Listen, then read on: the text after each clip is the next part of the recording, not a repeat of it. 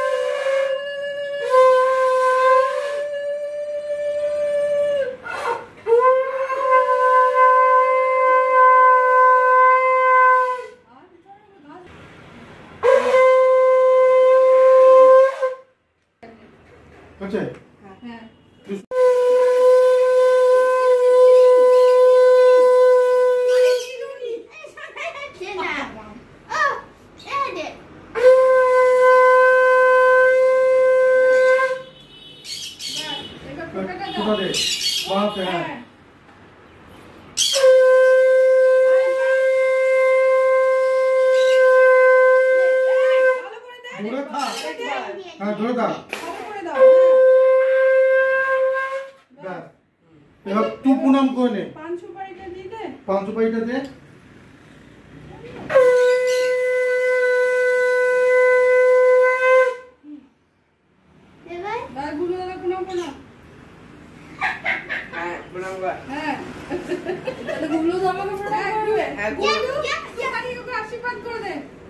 আশীর্বাদ তো আগে আশীর্বাদ করে দেবে, ধান দুর্গ আশীর্বাদ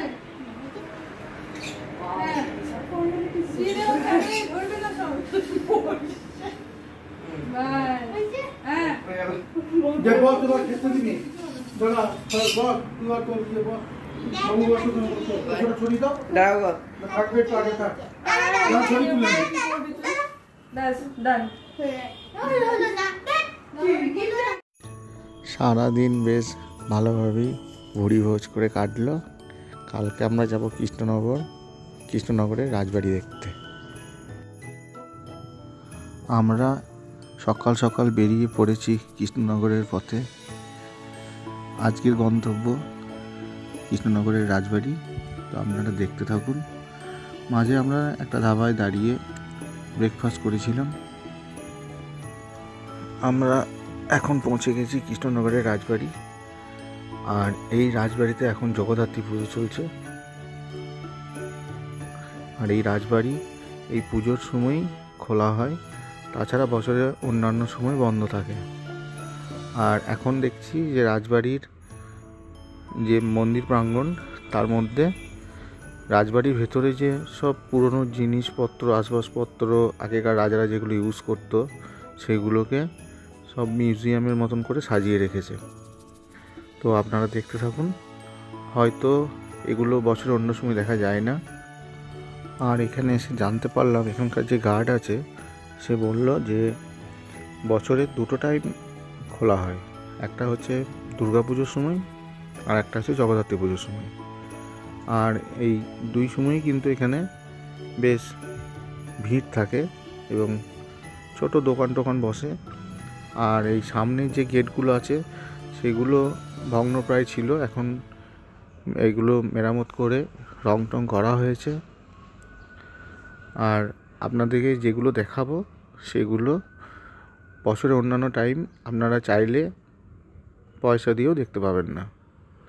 তো আপনারা দেখতে থাকুন যে আগেকার দিনের রাজারা বা তাদের যেসব সামগ্রী থাকতো, যেগুলো তারা ইউজ করতো, সেগুলোকে এবার আপনাদের দেখাবো।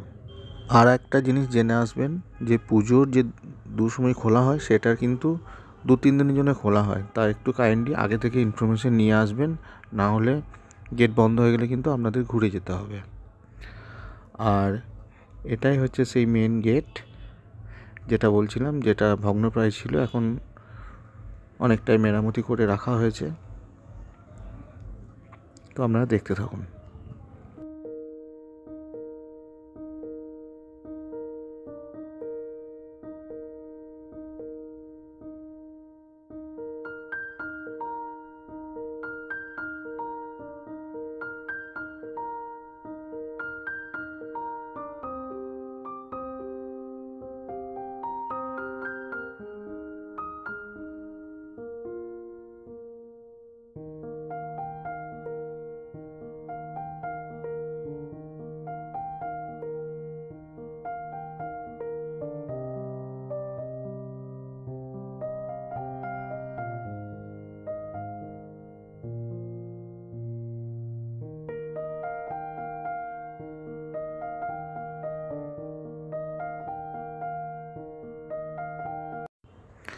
দুর্গা পুজোর সময় যে দুর্গা মূর্তিটি হয়, সেটার আদলে এখানে একটা মূর্তি রাখা আছে।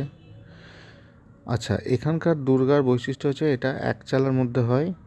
আর এই দুর্গার যে সিংহটা থাকে, মানে আমরা যেসব দুর্গাগুলো দেখি যেগুলো সিংহের মুখ সিংহের মতন থাকে, কিন্তু এখানকার দুর্গার বৈশিষ্ট্য হচ্ছে এখানকার যে সিংহটা আছে তার মুখ কিন্তু ঘোড়ার আদলে তৈরি। এটা একমাত্র এখানেই দেখা যায়। এটা আমি আগে জানতাম না, কিন্তু একটা বাংলা জনপ্রিয় মুভি দুর্গেশগড়ের গুপ্তধন দেখে এটা জানতে পেরেছিলাম। আর সেখানে পুরো বর্ণনাটা দেওয়া আছে।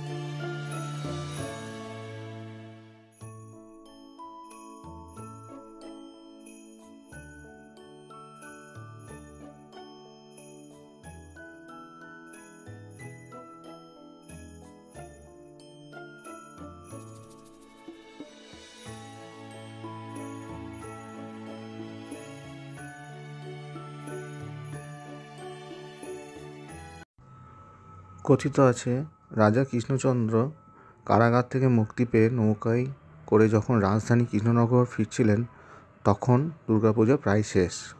তখন তার মন খারাপ হয়ে যায় এবং তিনি ক্লান্ত অবসন্ন থাকায় নৌকায় ঘুমিয়ে পড়েন। তখন তিনি স্বপ্নে কুমারী রূপিণী দেবীর দর্শন পান, যিনি লাল বস্ত্র পরিহিতা, হাতে শঙ্খ চক্র ধনু ও বাণধারিণী।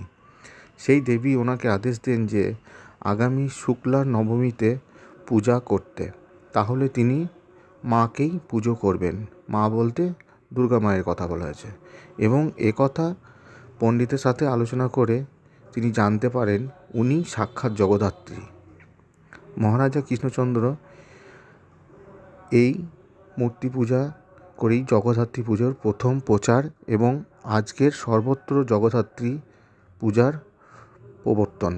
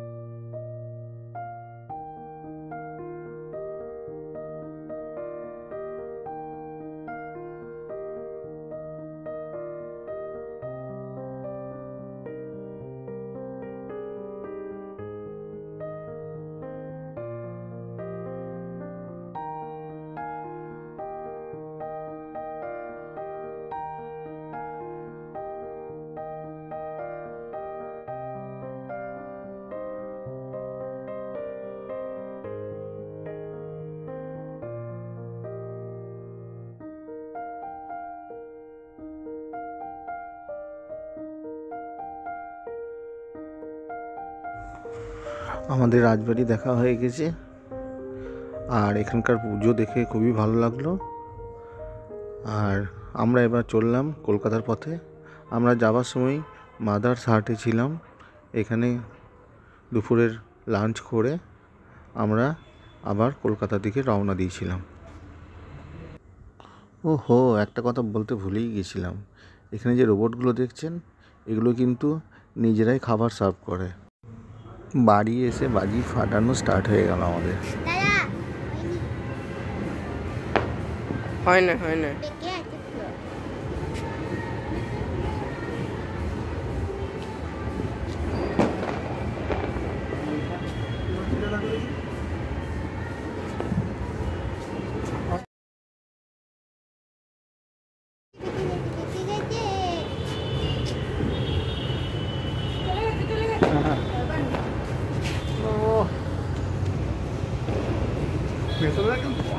গ্যাস দিয়ে দে না।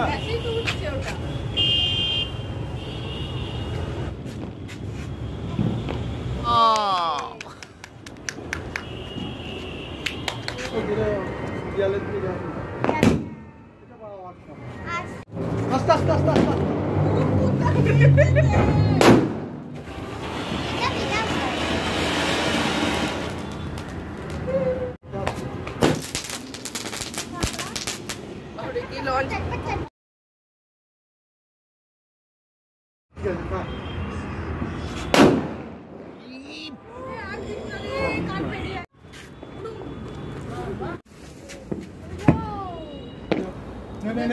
দেখুন আমাদের উড়ন্ত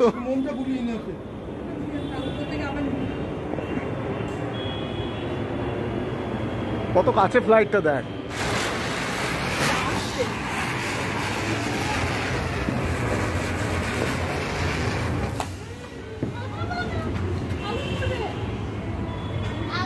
কি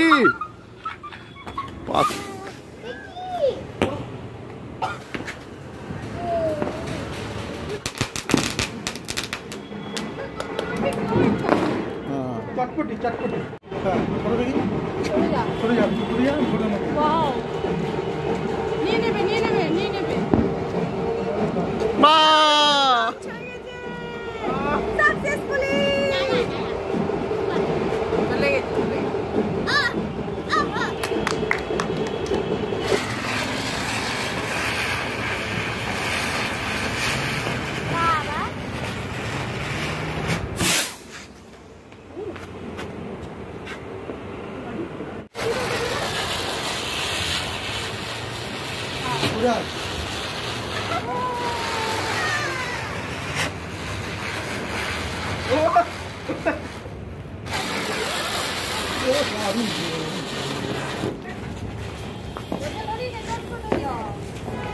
উল্টো হয়ে গেছে।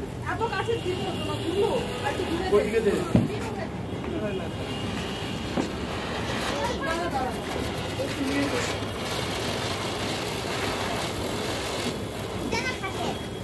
এই তো, অনেকটাই ঠিক আছে।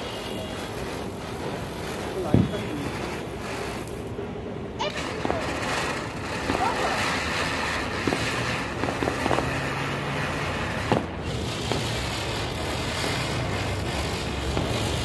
বাহ,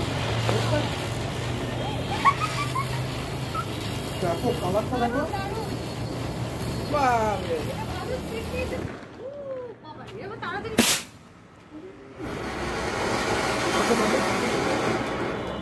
খুবই কম পড়ো দেখা যা না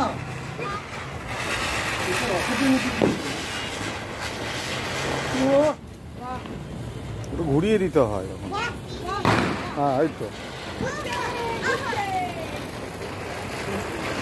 এই তো বিশাল স্পিড নিয়েছে। চন্দ্রযান